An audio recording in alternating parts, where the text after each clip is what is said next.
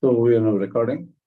Asmat Gurubhyo Namaha, Asmat Parama Gurubhyo Namaha, Asmat Sarva Gurubhyo Namaha, Shri Krishna Parabrahmane Namaha, Shri Lakshmi Simha Parabrahmane Namaha, Shri Lakshmi Ayavadana Parabrahmane Namaha, Sarvam Shri Krishna Arpanamastu. Okay, so we are starting with the concepts of Madhva Bhashya here. Again, we're continuing to talk about Madhva Bhashya here. Let me show you share the screen.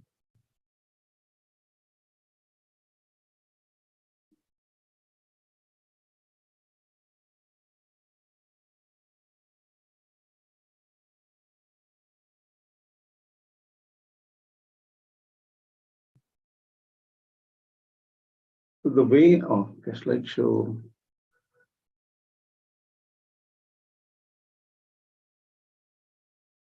Can you see my screen? Can you hear me? Yes, yes, yes. Very good. So we're continuing with Madhva Bhashya on this.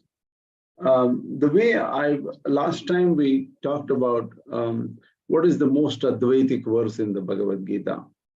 And we finally decided this probably is very Advaitic. That is, idam shariram konteya kshetramitya vidiyate etad yo vetitam prahuhu kshetrajña iti tadvidaha. Not exactly this one. The next one. Kshetrajñan chapi mam vidhi sarva kshetreshu bharata. That is the verse which is most Advaitic. But to understand that, you need one verse before it. We just want to get a superficial understanding of this. I directly go to this Mukundananda website. Mukundananda is actually the student of Jagadguru Kripalu Maharaj, who passed away a few years ago. His translation of the Bhagavad Gita is quite simple, nice actually. So I just use this translation just for getting the general idea. Idam shariram kaunteya kshetramitya vidiyate. Etadyo vetti tam prahuhu kshetrajña iti tadvidaha. What this really means is, this sharira is the body. That is the field of activities. It is kshetra. Etadyo vetti tam prahuhu. The person who knows that is kshetrajña. It is very important. So who knows this body as field of activities? The person who knows it. That is ourselves in a way, right? So kshetrajña iti tadvidaha. Their tadvidaha means people who know the truth regarding both kshetra and kshetrajña. They think that the person who knows the field of activity, that is this body, is a kshetrajña. So this becomes a very big point of controversy between different acharyas. That's what we would like to understand. What exactly is the difference? Here comes the key verse. Kshetrajñam chapi mam vidhi sarva kshetreshu bharata. That means in all the fields of activities, I am the kshetrajña, kshetrajñan chapi. Look at the way word chapi is. I am also the kshetrajña, because chapi. Kshetra kshetrajñyoho jnanam yat tadjnanam matam mama. Knowledge of the field of activity and the kshetrajña. That is true knowledge, according to Krishna. Right? See, this is the basic understanding of these two verses, just the basic understanding. But each acharya takes it very differently. And I think the Sanskrit allows for such interpretations. It's interesting, but that happens.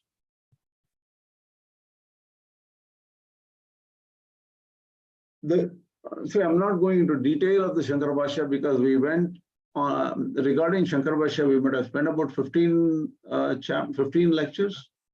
Is it true? 15 lectures, anybody remember? Probably from lecture 7, some 80 or something, we focused on Shankara Bhashya all the way till about 105 lectures or 103 lectures or something like that. So about 13, 14 for sure. I'm just summarizing the Shankara Bhashya of the 13th chapter. See, in Shankara Bhashya, the most important thing, because there are only two things. Only one thing, in fact, that is Atman, that is Brahman, is the only truth.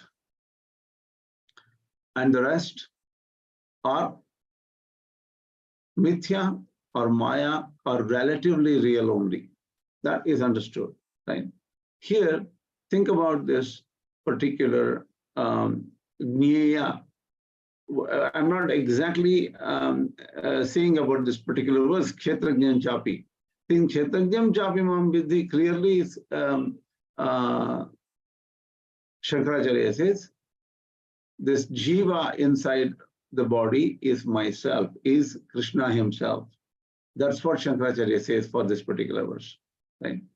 But in the 13th chapter, what is the true knowledge? Who is to be known? Jnana means to be known. Atman is the one to be known. Who is that Atman? Atman is that one Nirguna entity, which is the final. But is Atman ever known according to Advaita? Brahman. Is Brahman ever known at all? Can you know Brahman? Is Brahman knowable in Advaita? This is the question. I want you to answer. I want you to think. Because I want you to understand the concepts very well. Yes, we are going in a very awkward way. We are trying to, while summarizing Madhva Bhashya, I'm trying to refer to even Shankara Bhashya or Ramanujacharya. The reason is these three schools of thought you have to understand. So what have we done? If you go back to chapter 70, that is lecture 78, you clearly will find from that point onwards how these three systems are different. Advaita, Dvaita, and Vishtadvaita, they are different. There are differences, and there are ways to reconcile the differences. So we talked about it for about 10 lectures or something, we have done it. Now, all of you, I want you to think about your own understanding of the concept of each system of thought. And obviously, to understand each Bhashya, each commentary on every verse of Bhagavad Gita is very difficult. That slowly comes into your mind. But here I'm only saying, what are the major differences between these three acharyas in terms of interpretation of specific verses? Now we are taking the most Advaitic verse, or very, very Advaitic verse, and we are seeing how three acharyas understand it differently. But my question stands here. Can Brahman be known in the school of Advaita, according to school of Advaita? This is what my question is. Let me do one thing. For now, I'm going to stop share and open up, and I want to have a small discussion. Tell me clearly, can Brahman be known? Can I answer? Swami. I'm Rama here. Can I tell my view on this? Please go ahead. According all. to Advaita, only Brahman is real, and we are all Maya. We don't exist. And when we don't exist, how can we realize Brahman? In reality, we don't exist. It's all Maya. So in a state of Maya, how can we realize Brahman? So there's no question of realizing Brahman. That's a different question. My question is slightly different. Can Brahman be known? Sir, Swami Ramanathan, sir. Yeah, because the Jiva itself is a Brahman, sir. What did you say? Jiva itself is a Brahman. Okay. Can Brahman be known? Yes, because Jiva is only the Brahman, sir. Because of this unrealization. Okay, Jiva is Brahman. Not according to Advaita. Can the Brahman be known? That is, can it be an object of knowledge at all? No, it cannot be an object. It cannot be known. It is only object of experience. Yeah. அவரே what did you பிரம்மமா say? மாறிடுறாரு. Object of அது experience சொல்ல முடியாது இல்லையா? அவரே You cannot talk பிரம்மமா about experience மாறிடுறாரு. also. At the final, you have to become that. So Brahman is never known. Brahman cannot be an object of knowledge. Suppose, so அதுதான் வந்து Neti-Neti. Do you remember how Akash, why don't you tell me what you want? Swami, actually, according to Advaita, Brahman can be known through retrospective inspection, Swami. As you said, Neti-Neti. So what they basically do is, they first try to figure out what is not Brahman, and the remaining part, they will be categorizing it as Brahman. So according to Yes. the system of Advaita, it is Brahman can be clearly known through Neti-Neti process. So that's Clearly known, not exactly like that. There is no Brahman, second tattvam at all. Exactly. So Brahman, he what happens becomes is, Brahman. so according to Advaita, even the Neti-Neti process, what happens is, you first say, oh, am I the mind? No, not that. Am I an ego? Not that. So the thing is, whenever something becomes an object of knowledge, that fails to be Brahman. That cannot be Brahman, because the very fact that it is an object, it cannot be Brahman. So what happens is, by elimination, using the process of Neti-Neti, Brahman is never known, but you become Brahman. What is remaining is Brahman. So in that, there is that is the known, the knower, and the means of knowing. Everything fuses into one. Then the question comes, does Brahman know himself? And we already checked in the Bhuma Vidya, Swatmanamapi na janati. Atmanamapi na janati. That means Brahman does not know himself. So Brahman never becomes the object of knowledge. The very fact that something becomes an object of knowledge shows that it is not Brahman, according to Advaita. Is this clear? Yes, in Advaita, whatever is known is not Brahman anyway. Not Brahman, exactly. So in the 13th chapter, funny is that there is a verse, Jnayam yattat pravakshami yadyatva yajnatva. Wait a minute, where is that verse? Can I have a doubt here? Can I ask my doubt? If Sure. you say Brahman cannot know himself, that means there is no Brahman. Then it is more like an atheistic point of view. Not like that. Brahman is always there. It is self-evident. Okay, astitva, asti ityeva, it just exists, but it doesn't know itself. It's always there. It is. Go ahead, Akash. Again, Swami. Ravi. Sure, Not knowing, see, I mean, in Ramanujacharya Sampradaya, you have the gunas, right?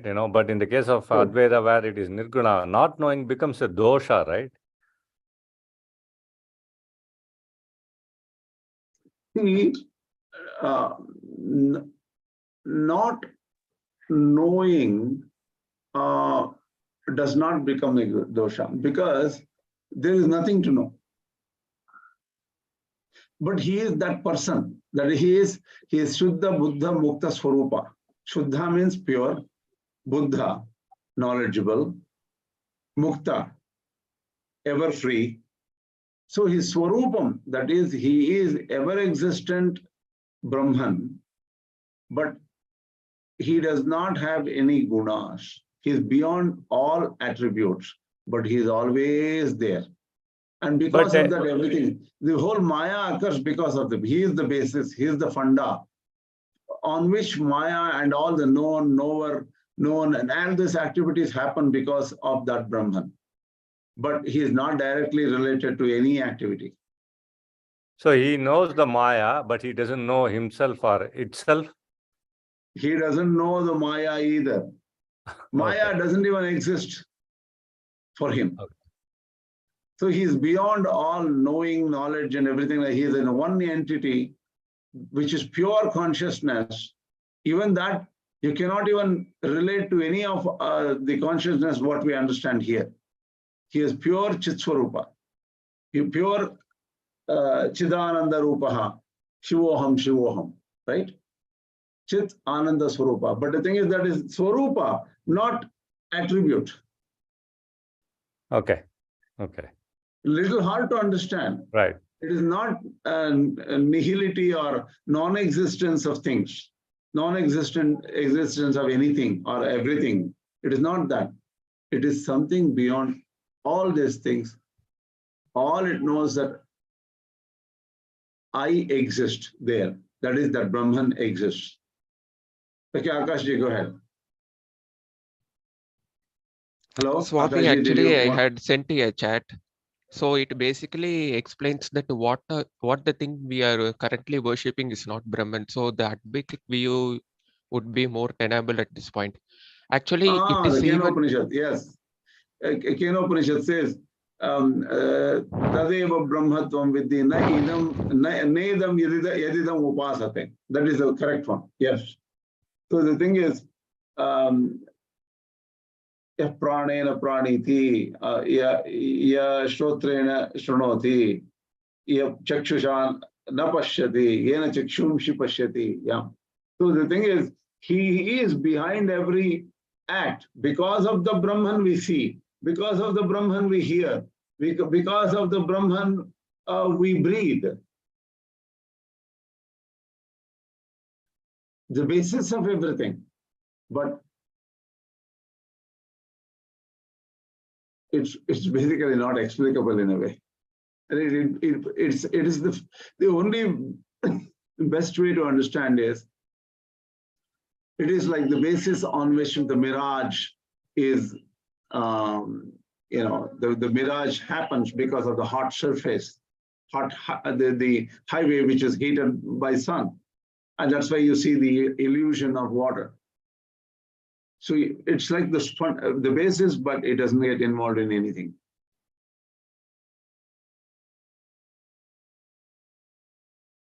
So you use this app to find this and post it. Do you use it the app on your cell phone or on your computer? Swami, I use it in my cell phone, Swami. And you put it on this vertical chat box. Okay. So you yeah, dial Swami. through your cell phone. You dial through your cell phone. Sorry, Swami. The Zoom. I just copy and paste it, Swami. Oh, okay. It's very hard to do it on the cell phone. How do you do it? I don't even know. Okay, I have to figure that out. Okay.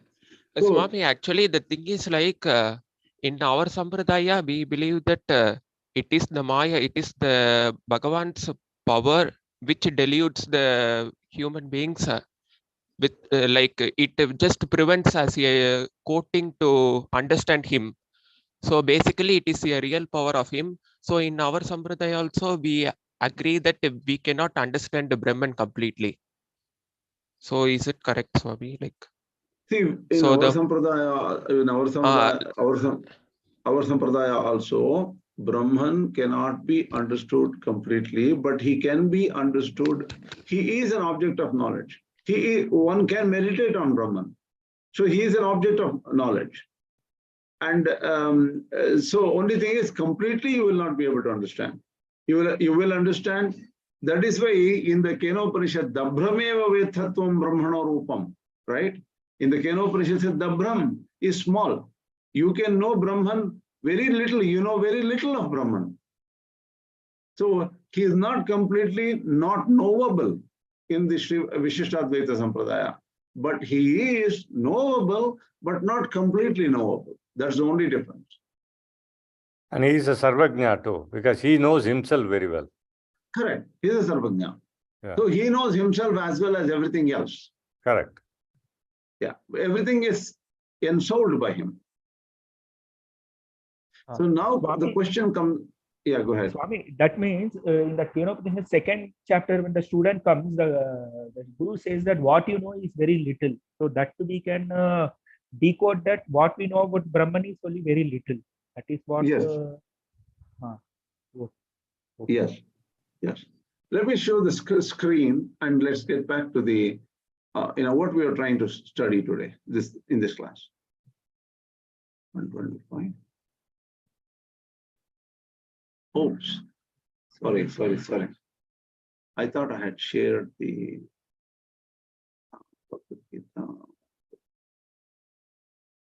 PowerPoint slide. Okay. Yeah.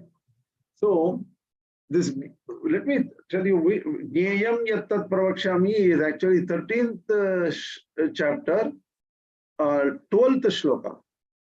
This is where Shankaracharya establishes the final thing in the world. That is final thing in this universe. What is that? That is Atman only. Jnayam Yattat Pravakshami Yajñatva Amritam Shnute Anadimat Param Brahma Nasattanna Saduchyate. This is where he says Atman is to be known. That is Jnaya. Why are we studying the Upanishads and studying Bhagavad Gita and everything? To know the ultimate, that is Atman. But you will never know it at the end. That is the funny thing. So the Atman is the Jnaya, though it is never known. So who is just a second.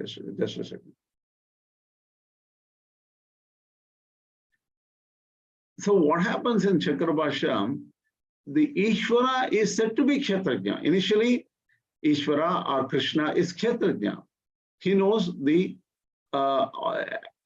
fields of all activities. He knows all shariras. One second, just let me, just a second.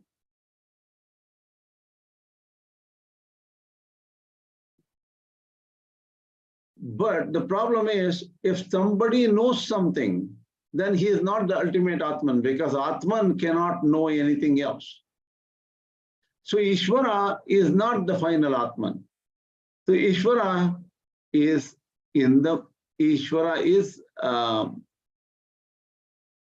does not finally exist either, right? Because Ishvara is within the Maya. That is where the difference is. So Shankaracharya says Krishna is Ishvara. Krishna is also Kshetrajna in every field of activity. And he is essential for all universal activities. All he is saying is, Shankaracharya says, this Krishna is nobody else other than Jiva, who is sitting in every body.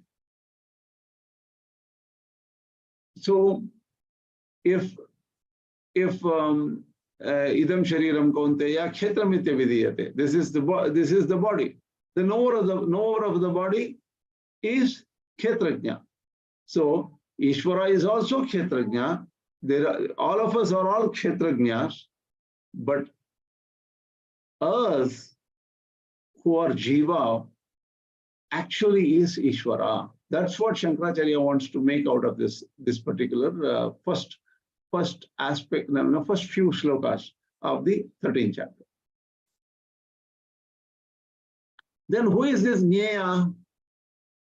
Atman cannot be Kshetrajna, right? Because if Atman knows something, he is not the ultimate. Hence, he is the Jnaya. Atman is to be known. So, according to Advaita, this Maya, this Ishvara, this Jiva, they're all helping us to know the ultimate, which is only Atman and nothing else. And that Atman is never known, but you become that Atman. What is remaining is only that Atman. So there is nothing else exists without other than the Atman. So this is how Shankaracharya weaves the meaning of the entire 13th chapter in this way. That is why I made only one slide here to indicate what this shloka is, because what is our goal? Our goal is to study Madhva Bhashya on this.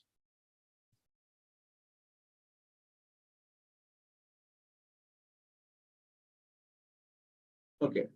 Comments from the Madhva Bhashya. Madhva Bhashya says here, Idam shariram kaunteya kshetramitya vidiyate, means this is the body of a living being. And he said, Kshetrajñam chapi mam vidhi sarva kshetreshu bharata. So one who, let me just, this is very interesting how a meaning of this can be done in a very, very different way. I'm going to read, I sent you this book from Raghavendra Tirtha, right? I think I sent you this book already by PDF. The PDF version is out there. This book was written by my friend, Giridhar. Just let me read the 13th chapter, the first sloka, how Madhavacharya understands.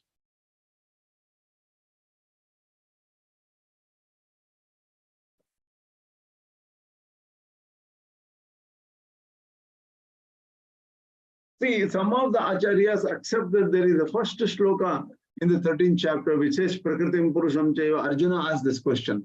Prakritim Purusham Chaiva Kshetram Kshetrajñamevacha Etad Veditum Ichchami Jnanam Jneyam Cha Keshava. So this thing, Arjuna is asking this question. And some of the acharyas don't think that this question exists. Krishna directly talks, so there is a difference of opinion between different acharyas. So here, Idam Shariram Konteya Kshetramitya Bhidiyate. For this, I think Madhva Bhashya is there or not, I don't know, because the later acharyas have extended the meaning like Jaitirthacharya or Raghavendra Vivrati. They have extended the meaning here because Madhva Bhashya is not available for every verse of the Bhagavad Gita. Right? Sharira here is the field. And there they make a comment that Sharira means entity subject to feelings. Ira means owing to the existence of Lord. So Sharira is dependent on the Lord. The knower of the field of activity is termed Kshetrajña. The one who knows the Kshetra is derived from the Kshiyate, the entity with indwelling Lord, that is Almighty. So this body is Kshiyate. Kshiyate means that which transforms in a way. But Kshiyate, they are saying that which has an existing entity within it, or it is ensouled by somebody else. That's how they are trying to understand. That is Madhva Bhashya. Sharira has got a very different, unique meaning here. Shar means the entity subject to feelings. And Ira means entity owing its existence to the Lord. So Sanskrit is very complicated. So how Madhavacharya comes up with this meaning, or the Dvaita people come up with this meaning, only somebody has to refer to the Sanskrit and figure out. But there are umpteen number of ways to make meanings out of words.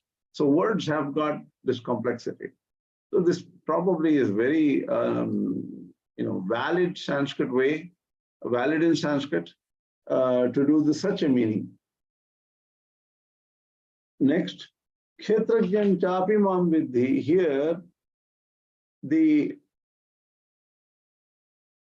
only Kshetrajña, according to Madhavacharya, is Perumal himself, that is Vishnu, is the only Kshetrajña. There is no other Kshetrajña. Since the physical body belongs to a living being, can that living being be called Kshetrajña? He says no. Why? Because he's stuck in this body. How does he know this body? So he cannot be Kshetrajña according to Madhavacharya. So the Jivatmas are not Kshetrajñas according to Madhavacharya. Then who is the Kshetrajña? Only one person, Vishnu. And they support the idea, look at the Sahasranama. Where does it say Kshetrajñam in Sahasranama? Oh my God. Khetam Kshetrajña evacha yani namani gaunani. Khetam Kshetrajña evacha. Right? He is the Kshetra and he is the Kshetrajña. So Kshetrajña is one of the names of the Lord Vishnu. So Vishnu is the only Kshetrajña according to Madhavacharya. Sarva Kshetreshu, because I am the Kshetrajña in all bodies. So it is clarified that universe of the inert nature also comes under the definition of field of activity. Sarva Kshetreshu means everything in this universe. That is universe. So Vishnu is the Kshetrajna, and there is no other Kshetrajna other than Vishnu. It's interesting, interesting meaning here. So Jivas are not even considered here.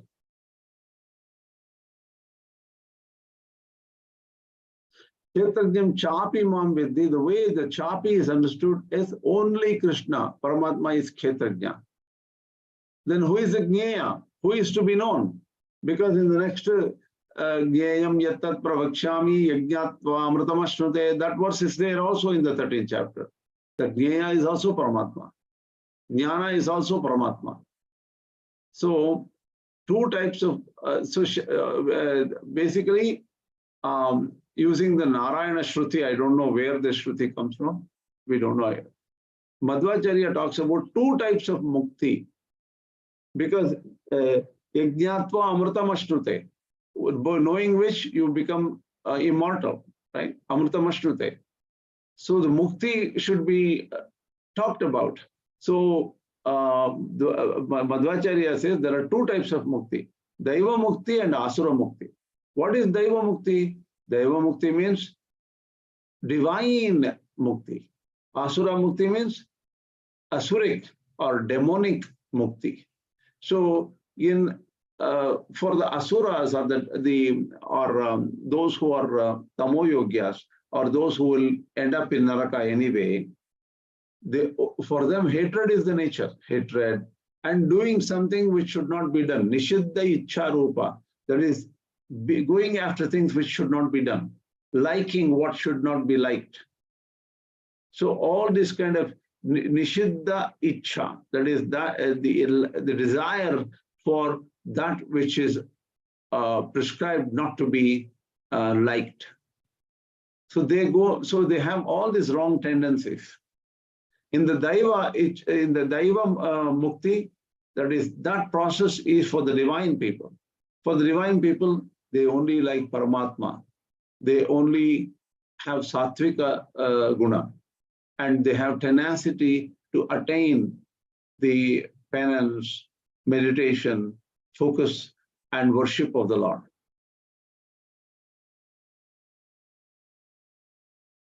So why does this come up?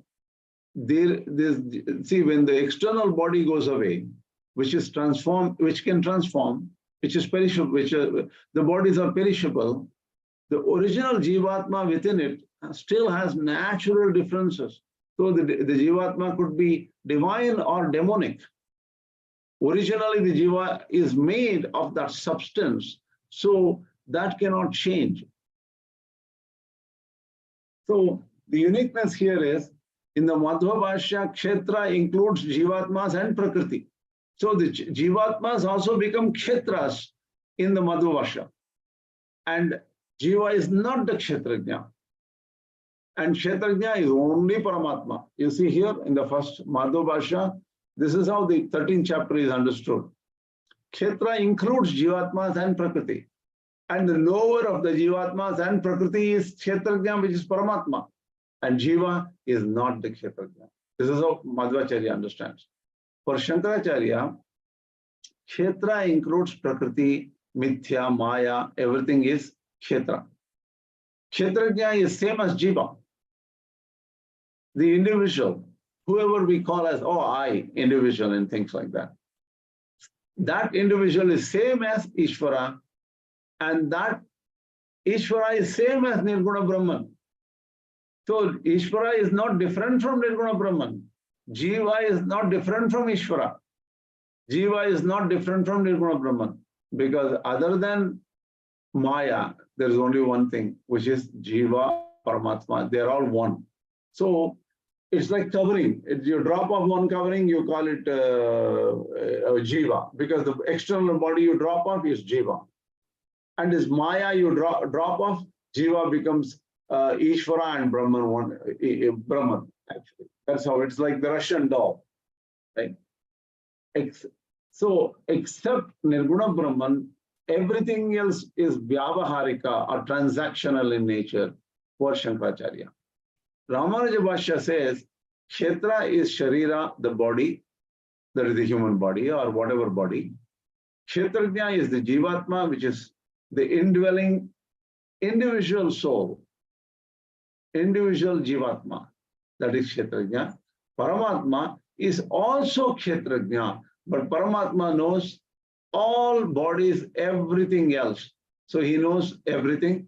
Kshetrajna has a limited knowledge, that is Jivatma, it has a limited knowledge of only limited stuff. There is something about a person's body, something about the external universe, so limited knowledge. That's what Jivatma has. This is how Madhva Bhashya takes it. So these three acharyas are different in their approach. So far, any doubts on the Kshetra, Kshetrajna and Paramatma issue? Swami, Adiyan, I didn't have a Ravi. doubt. Yeah. Sure, go ahead, please. Swami, actually, in this case, I feel that the Shankara Bhashya would not be suitable because on the first verse, Arjuna asks about the knowledge of Purusha and Prakriti. So, based on that context, one second, Swami.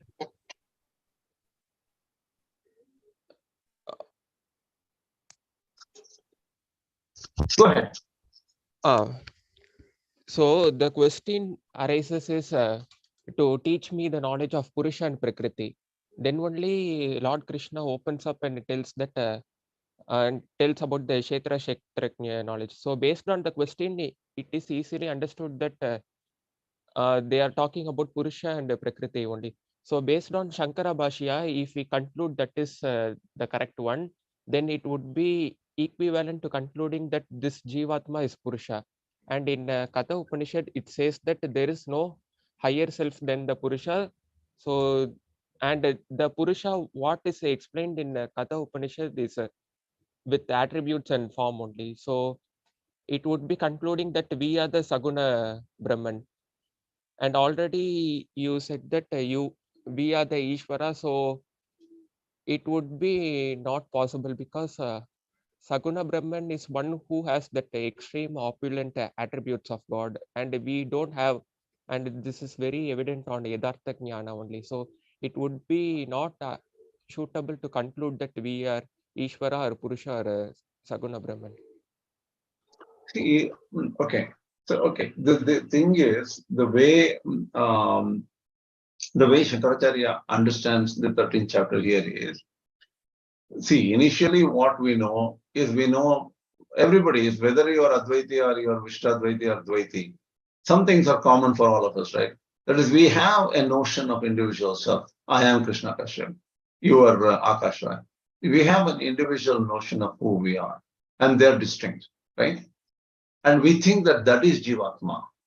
What do you call Shankaracharya is saying is, the Jivatma is just a appearance in a way, in the sense that we think that we are bound, we think that we are, we are unhappy, we think that we have exams to write.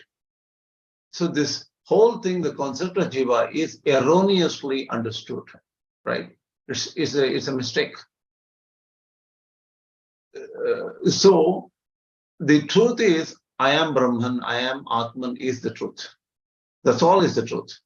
So in between, what happens is, here comes the Saguna Brahma for Advaitis, because there is that Nirguna Brahma cannot project himself in any way. Nirguna Brahma is beyond all thought or beyond everything. So Saguna Brahma is the appearance of the Nirguna Brahma in our relative world. In the relative world, what we can understand about Nirguna Brahma is same as is only about as Saguna Brahma. We can only see him as Saguna Brahma. So even the Saguna Brahma is a projection, but that is a pure projection of Atma. So impure projections are all of us. So the thing is, what do you call, when they say Jiva is same as Ishvara, they're not meaning it exactly. What they're meaning is, what you think as yourself, as an individual self. I think that I am Krishna Kashyap. That is an error, he says. Eventually, what it is I am the one thing in all these different. So this, what you think as Jiva is nothing but that Brahman who is actually a soul of everybody, who is in this universe, who makes everything act. That is so at the first level, it is just that Saguna Brahman. Okay. In the second level, that because everything does not exist, that is same as Nirguna Brahman. So the progress, initially what, I don't know Krishna, I don't know any God or anything. I'm just an ordinary person. What will, in common men, what will they do? But I know myself. I know I'm an individual. I work in this company. I do this. I study in this university. I play football. I know this person, but I don't know anything beyond it, right? That is our first knowledge. So Shankaracharya says, what do you think you are? You think that you're somebody stuck here. You're never stuck here. And the next level, what he says is, Krishna is saying in the Bhagavad Gita that Krishna, that Saguna Brahman, is same as Jivatma. So he is but how can he be same as Jivatma? The only way to understand is, Shankaracharya says, is known as, both ways take the Sagunatva out of the Saguna Brahman. Take the Agnyatva or ignorance of the Jivatma. When you take out the ignorance out of Jivatma and take out the Sagunatva out of the Ishvara or Krishna, they become only one Atman. That is the equivalence for Shankaracharya. But the process differs. And the way Bhagavad Gita explains it, based on how he does the commentary, he changes the way he comments each verse. So when he say Jivatma is same as Ishvara, oh, so Ishvara is Saguna, Sarva Shakta, Sarvajna, and all those things. Oh, Jiva is what do you call Alpa Shakti, Alpa Jñā, you can say. But that is not the way he is bringing equivalence. He is saying that essentially Jivatma is same as the Ishvara, because all this variety and multiplicity is erroneous. And what is there is underlying Atman only. In that sense, they are equal, same.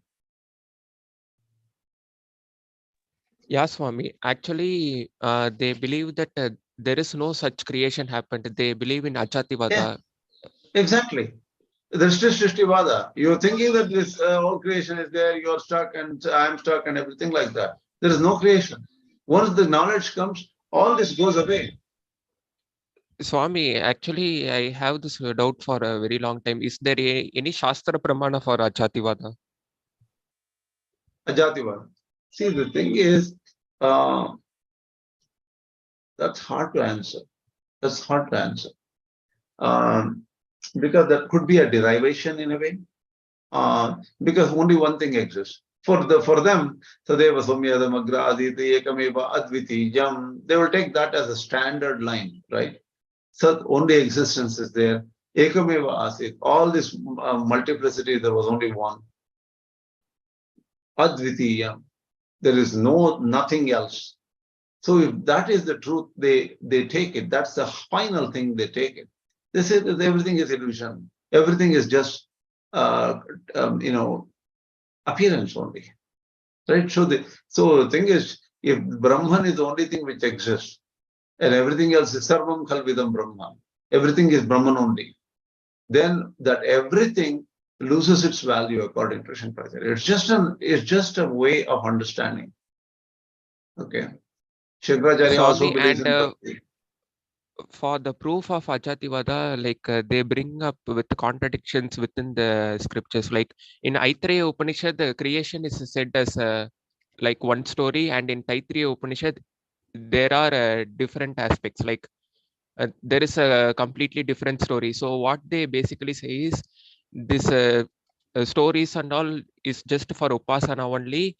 There is a contradiction because in reality there is no such creation, and everything is expressed jewel out of Maya?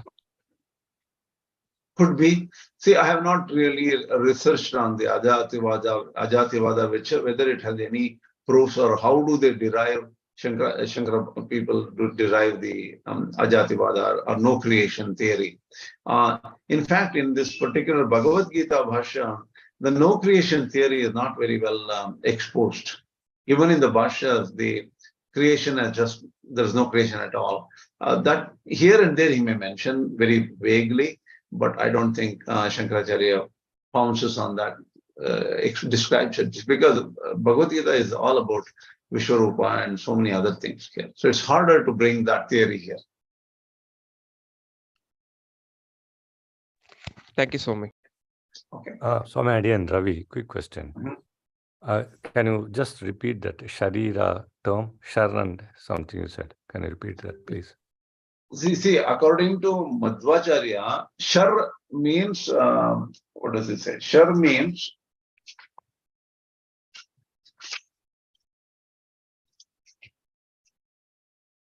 just a second. Shar means the entity subject to feelings, that which has some feelings. That is known as Shar, it seems. And then Ira means the entity exists because of the inner Lord within. That is, it owes its existence to the Lord. So think of the Sharira is that entity which is dependent on the Lord and that which has feelings. Oh my God, Shar means feelings. That's really horrible. Why is this? Entity subject to feelings. Then it has to be conscious. Now I understand. See, for Madhavacharya, Sharira includes Jivatma, right? Because everything other than Paramatma, who is the Kshetrajna, is Kshetra. So Kshetra includes Jivatmas. So that's why he takes it differently. So it includes all the conscious entities, like which is Shar is the conscious entity, and Ira is that which owes its existence to the Lord. That means the body and the matter and things like that. So that's how he combines. So the Sanskrit is very difficult to grasp, and whether such a meaning can be made out of this, whether that is appropriate or not, the Vyakarna experts and Vyakarna and logic expert, Tarka experts and all, they put their head together and say this is not a right way to do the meaning. Something else is a better way to understand. So they are language knowledge people. And somebody may question them, saying that, look, how do you know Krishna uses this term or Vyasa uses this term in this particular way? He might use it in a different way. And by the way, you guys, Madhavacharya directly studied under Vyasa because he had a divine guru, Vyasa, who came and talked to Madhavacharya. And unlike you other people who might have not met Vyasa, Madhavacharya realized Vyasa and learned under him. That's what they say. What would you say? Understood. Yeah. Yeah. So, Shankara Bhashya goes on the Adhikari Bheda way, right? The aspirants are of different grades. But Shankaracharya does not believe in Taratamya. Taratamya means each Jivatma is in a unique level, is separate, and some other Jivatmas, some other level. All these things, they disagree. That's how they. So, why am we are talking about this particular verse? This verse is very difficult to understand. Dhyane atmani pashyanti kechid atmanam atmana anye sankhena yogena karma yogena chapare. I'm bringing Shankara Bhashya and Ramanujacharya Bhashya to understand Madhva Bhashya, right? How uniquely different Madhva Bhashya is, we need to understand. That is the point. But I'm mentioning the Ramanujacharya Bhashya and Shankara Bhashya just to tell you that has been understood differently from the other acharyas. So this particular, if you just look at the superficial meaning of this Dhyanen Atmani Pashyanti Kechid Atmanam Atmana, it's very hard. It says using dhyana or meditation, Dhyanena Atmani Pashyanti. In Atman, within self, people see, Kechit, some see, Atmanam Atmana. Dhyanena Atmani Pashyanti. Within themselves, they see Atma using the Atmana, using Manas maybe. The second one may be Manas. See the Sanskrit, see how difficult Sanskrit is. He is using the term, same term, Atmani, Atmanam, Atmana. Hard. That is why different interpretations pop up. The same term is used. How is this term used, in what manner, in what way? It's a difficult thing to make sense out of. Here, one of my gurus, Dr. N.S. Anantarangacharya, father of Narsimhan, who teaches Sri Bhashya and other things, right? Dr. Anantarangacharya used to tell me, you know, Krishna is very impartial. He gives the same level of difficulty for all acharyas regarding the interpretation of the verses of Gita. So the thing is, Gita is, that is why I tell you, to one level you can understand language. To one level, the complexity is given to you only for you to start thinking, contemplating what could be the truth. Gita is only 700 verses, but 3 different meanings have come out of 3 or 15 or 100, 150 different meanings would have come out of the same language. So this is acceptable in the sense that language can give you different meanings. But when I asked the same question to N.T. Srinivas, by the way, who is no more, he has lived only 3-4 blocks away from my home. I used to walk to his home. He supposedly, in the last 100 years, maybe one of the most well-read Vyakarana and Vedanta experts. I asked N.T. Srinivas, what is this damn Sanskrit? You can make any meaning out of it. Why have this stupid language? If so many different acharyas are making so many different meanings out of this. I was mentioning about Sa Atma Tattvamasi Shvetaketo, and that can be broken as Sa Atma Atattvamasi Shvetaketo. I can break it that way also, or I can break it this way.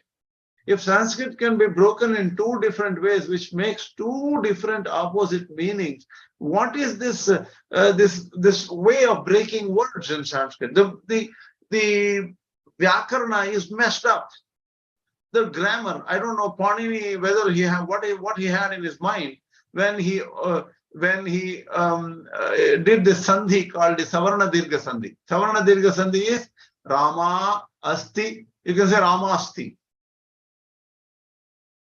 Right? You combine 2 vowels, that is the I, I, U, Ru, they're all vowels. You can combine. So, Giri, Ishaha, Girishaha, you combine, right? Similarly, Sa Atma Tattvamasi. It could be Tattvamasi or Atattvamasi. When you combine it, Sa Atma Tattvamasi Shvetaketo, it becomes one word like that. I asked N.T. Srinivas, this Sanskrit does not make any sense. Panini probably didn't do it right. And how did Panini, who had the divine vision of Nataraja or Shiva, who blessed him to make this, to come up with the Sanskrit grammar? I have doubts about all these things. That's what I told N.T. Srinivas. N.T. Srinivas told me, Krishna, there is something known as Ekakshara Kosha. Ekakshara Kosha means the term as a meaning. Akaro Vishnu Vachaha, means Vishnu. Could be also negative. Na, when the N drops, becomes, for example, Sat is existence. Asat means non-existence. So the word just Akara has so many meanings because there is something known as Ekakshara Kosha. What is Ekakshara Kosha? Ekakshara means one word has meanings. So there are meanings for every word. E has a meaning. U has a meaning. So every letter has a meaning. In the Ekakshara Kosha, the thesaurus or the dictionary of one letters, single letter dictionary. But you cannot take all the meanings. It will become jumbled up. You will never make any sense out of any language if you do that. For example, Dhyanena Atmani Pashyati. I can break Dhya, you break Ya, you break Yan, Na, break. Every letter you can break and then make different meanings out of it. So then how do you make a meaning? It is contextual. In this particular context, that is why you always Purva Para Virodha Rahita. That means you should make a meaning. If you understand one verse, you have to understand the entire past, whole of Bhagavad Gita, before this verse, whole of Bhagavad Gita after this verse, and see whether the meaning fits in. You have to make a link, a strong link between every verse of the Bhagavad Gita and take further. It should be like a garland, a pearl of wonderful meanings of different verses. So you cannot make such meanings of any of these verses. Then what? That means you need a strong idea of grammar, strong idea of the context. But with all these things, will you ever know what is there in the Bhagavad Gita? You will not. Why? This verse itself is saying, Dhyanena Atmani Pashyanti Kejid Atmanam Atmana. What is dhyana? Meditation. Just by listening to words, just by listening to sentences, you will not be able to experience what that is. You will not be able to know clearly what that is. If you don't experience Krishna, just by saying Krishna, Krishna, Krishna, will you experience? Maybe some people say, no, if you do truly do Nama Japa, you will experience Krishna. That may be eventually. Today I just said Krishna, Krishna, Krishna. Did I experience Krishna?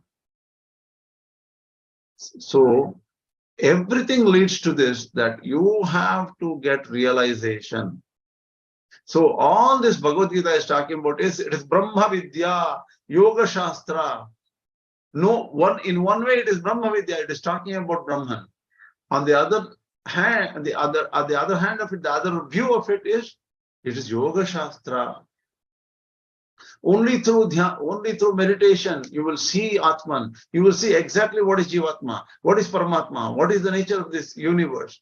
Eventually, you have to have that knowledge. That knowledge is given by a guru who can give you the direction to directly realize this. Unless you realize, there is no. That is why looking at three Acharyas' view only gives us three wonderful ways of looking at things.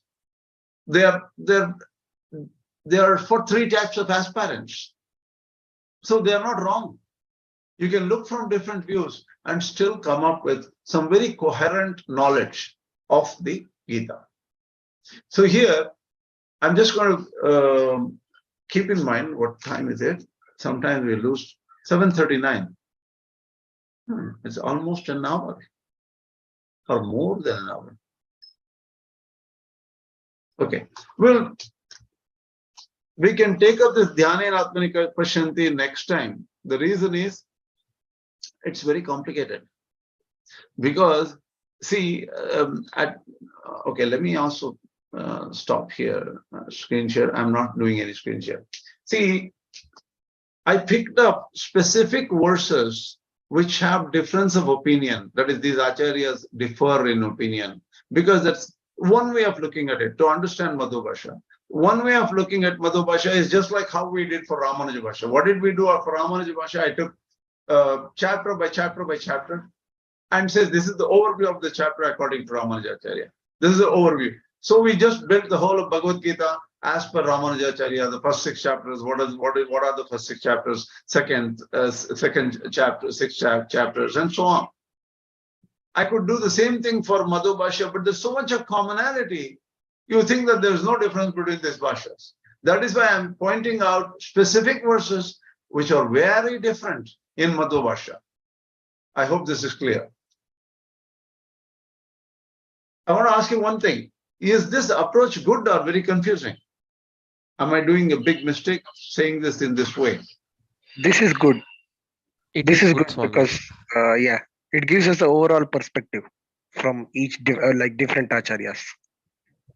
Okay, I hope others agree too.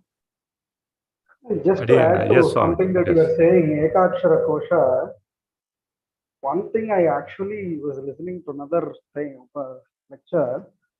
The whole purpose of every letter itself, it seems, was to experience the Brahman. Like for even Samaveda, all those letters itself were to experience Brahman, is what I heard. Even the noises of the animals, like True. barking or Yeah, see, birds. the thing is, in a very similar note, I found another verse which says, when they do Veda Adhyayana, every letter, Shet, Orjetva, Vajavastva, Vajavasta, if they say that every letter is a Nama of Perumal. That is, it's the name of the Lord.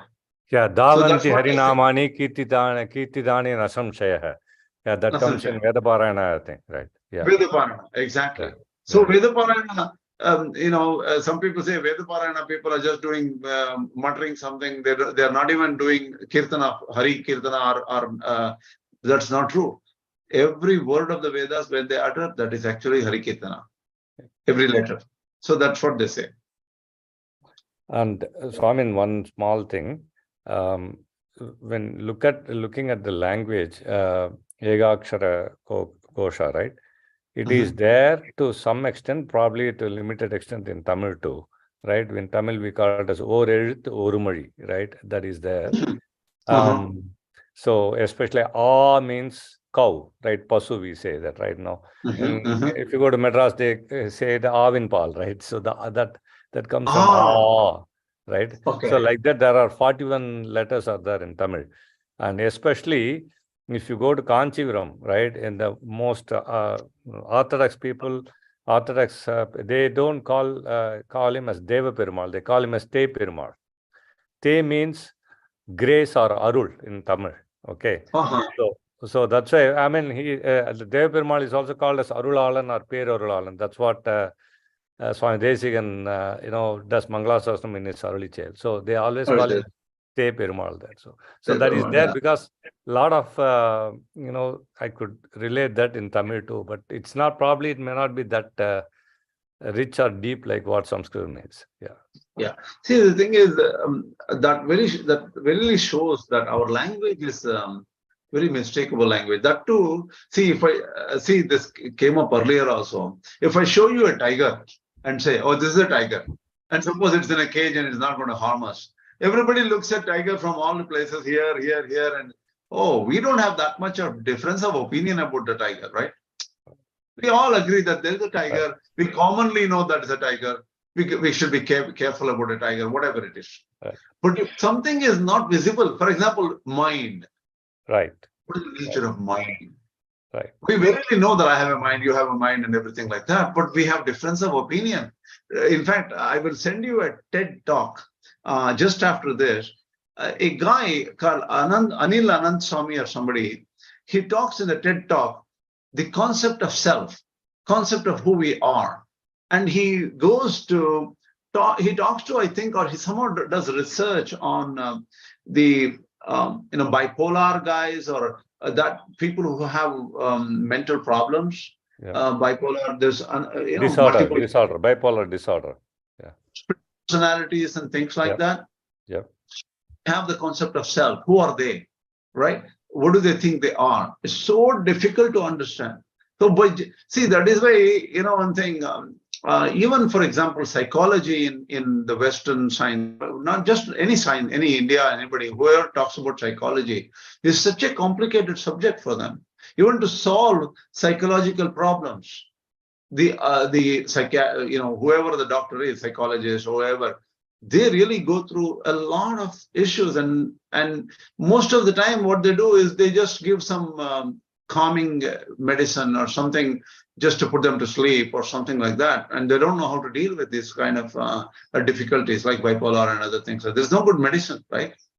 So the complexity in philosophy comes just like how psychology is complex. So Jivatma, Paramatma is very complex. That has to be experienced eventually. But these are only tools to give some ideology. So there is no big issue to fight between few acharyas. They can start working together and figure out, oh, we have difference of opinion, but this helps me in my sadhana. If I have this model for my daily sadhana, it helps. Right? So the thing is, also one should not have superiority complex.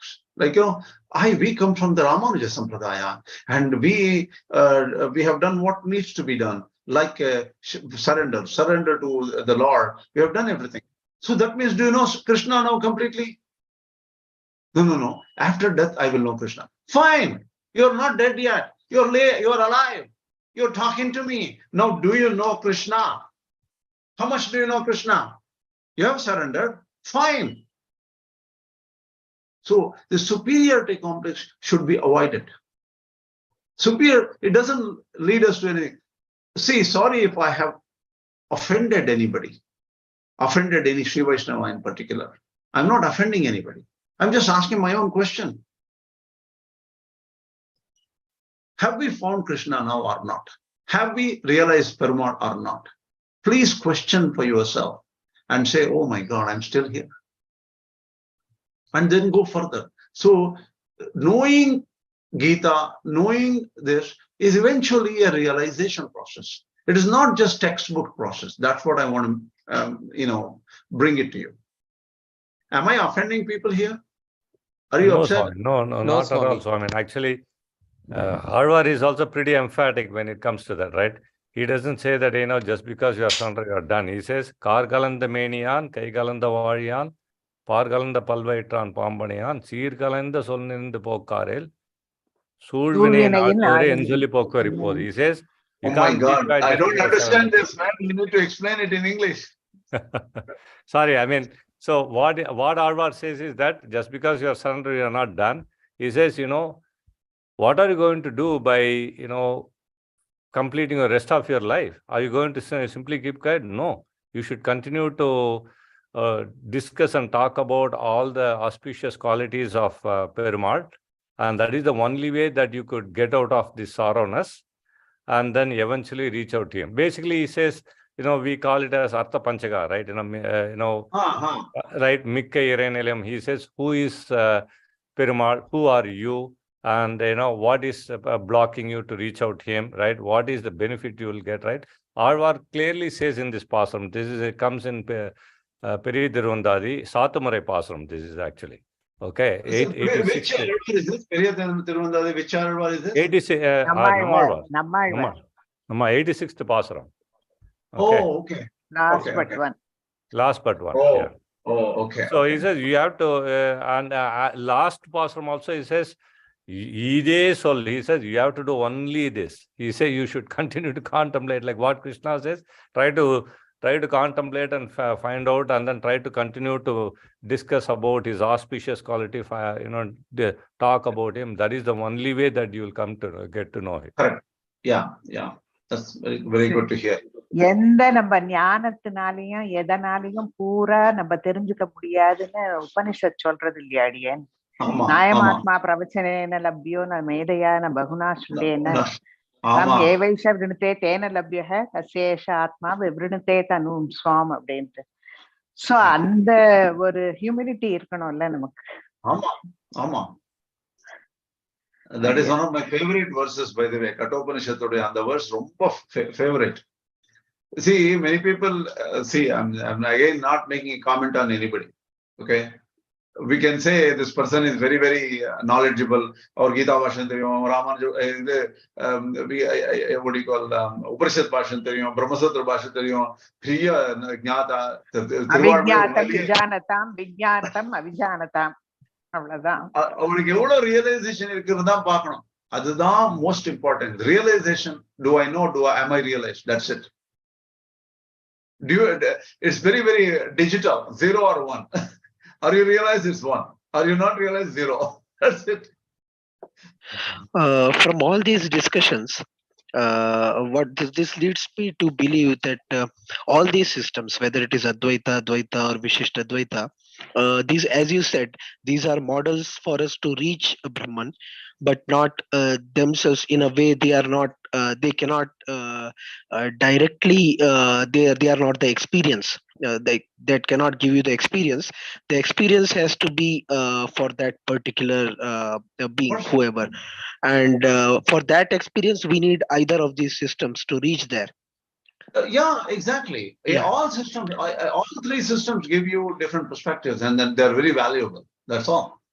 Yes, and all could be true at the same time, and much beyond. Like Brahman could be much beyond, because Brahman cannot be Jnana, expressed in Dhamma. words. So Advaita, Dvaita, or Vishishta Dvaita, all are true to reach Brahman, because Brahman could be much beyond, because he is much beyond words.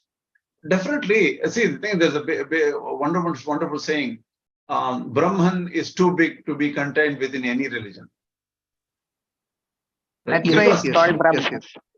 yeah, because it is, you see, yache hasti, yacha nasti, sarvam tatra samahitam angrade Upanishad. Whatever is there and whatever is not there, everything is contained within the Brahman. Vijnana means- Ghana.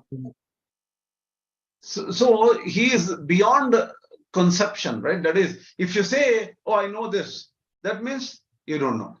Because he is not knowable completely. He cannot be put in a box in our concept, like in a conceptual, we cannot imprison Brahman in our conceptual understanding. He just grows out of it.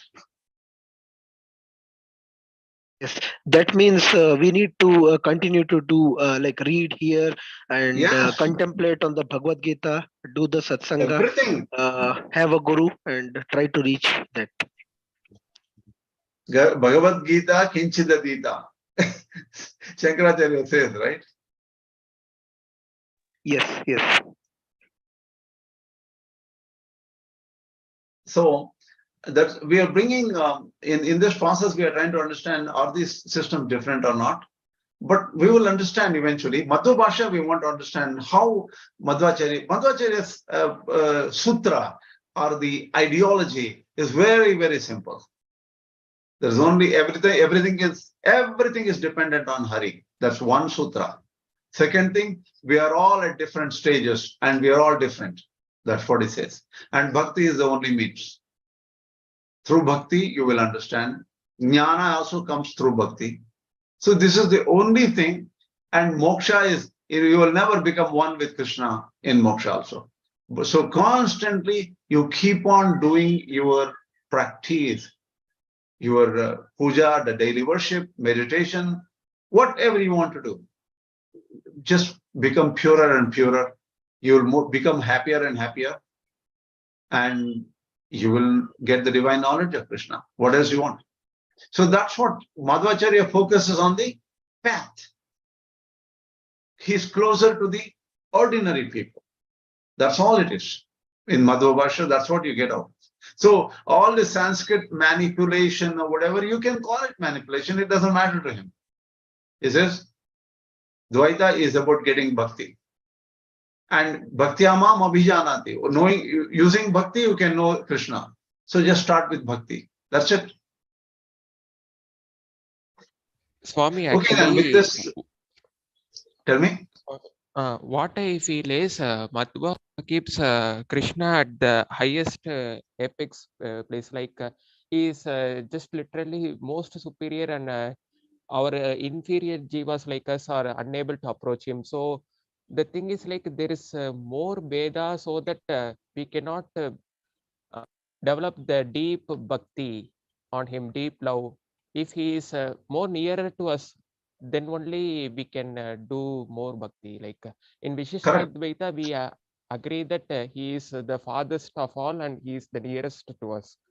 So the nearest in aspect of Vishishta Madhva just ignores in Vishishta things and for me. Dvaita, So yeah, this would be an hindrance to bhakti. People will think that, oh, he is so far away, I cannot approach him. So they will lose their confidence, like there No, is no mother to son relationship, like that aspect is missing in Madhva tradition, Swami. See, the thing is, they're not emphasizing. That doesn't matter. See, the thing is, yo nah pita, yo janita. These are all Upanishadic and Vedic verses. So Madhavacharya also, when you read the Bhashya there, he probably says something about that too, right? Yonah Pita Yojanita. He has to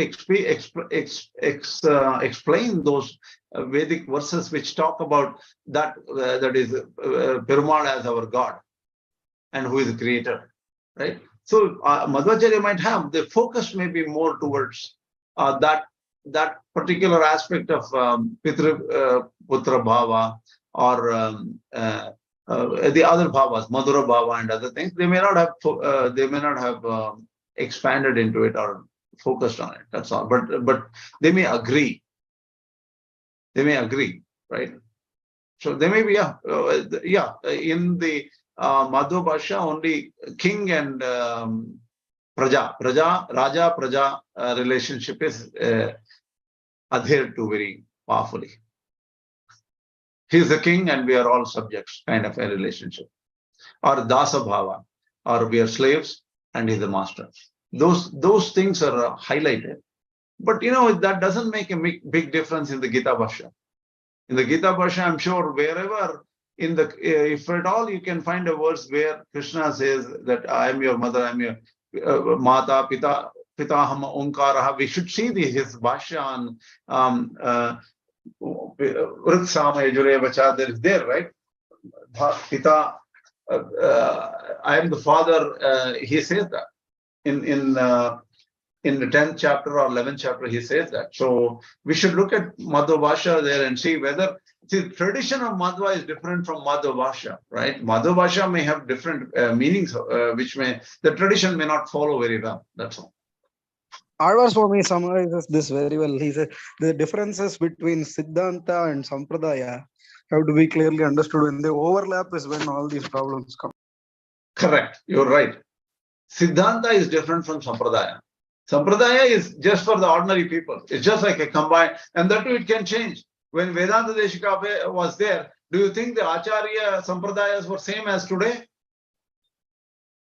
In 1300s, I'm talking about 1300s, few hundred years after Ramanujacharya, when Vedanta Deshika and Manavada Mamuni was a little bit later maybe, do you think the Acharyas and the way the society worked and the Sampradaya, what we call it as Sampradaya, worked? The Sampradaya changes over time, right? At one point of time, the sannyasis were only walking. They were not using any vehicles, right? And that itself changed over time, don't you think? Sampradaya changes. Sampradaya changes. And today we are talking, look at our next generation and other people, what is happening around the world. Everything is going in a different way. Okay, then, we'll stop here. I need to get, today is Amavasya, supposedly. So I have to get prepare for Tarpanam and other things like that. I need to rush. Namaskaram. Let's see if we can have a class next week. I have some things which may come up. Maybe next class we will not have. One class we'll miss. That is next Saturday we will miss. And we'll pick up after in 15 days we'll pick up.